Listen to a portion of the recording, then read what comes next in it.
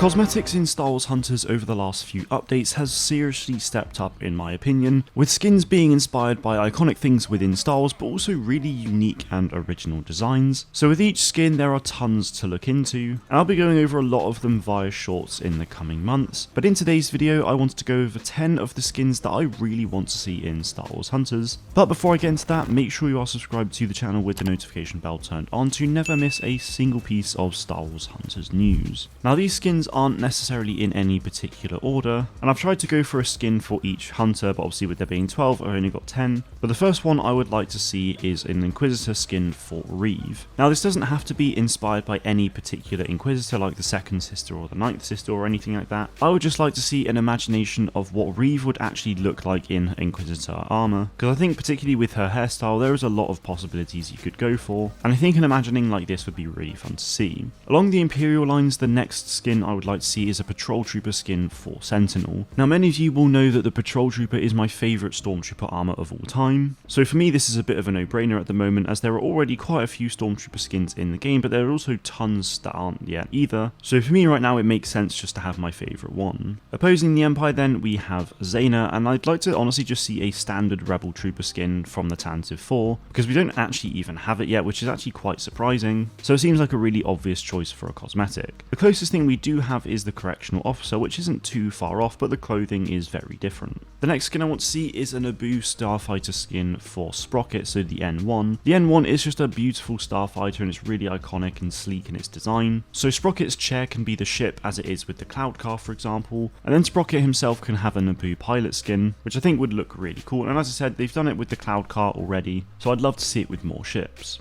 The next skin is for Slingshot, which I'd love to see an X-34 Landspeeder, so Luke's iconic Landspeeder from A New Hope. I think it'd be really cool to see in the game, as Slingshot skins mostly have been where the Droideka is the speeder of sorts, or pod racer, and then Dizzy the Ugnaught has been the pilot. So for this X-34 Landspeeder, the Droideka of Slingshot itself can then be the speeder, and then you can have Dizzy the Ugnaught having a skin as a farm boy like Luke was in A New Hope. In at number 6, I'd then love to see a skin for J3DI based on Plo Koon. Plo Koon is my favourite Jedi of all time, and probably my favourite character in Star Wars, and given that J3's got skins inspired by other Jedi, having Plo Koon is also a no-brainer. Now there are two ways that you could do this. You could either be quite simple and just give J3 an orange head, or you could even add some more details onto him, but how that would look I'm not too sure. But regardless, I would just love to see it at some point in the game. Now this next one is pretty obvious to be honest, and this is a Bossk inspired skin for Char. Char is the Trandoshan hunter that's recently been added to the game, so it seems pretty obvious to me that you would give Char a skin inspired by Bossk.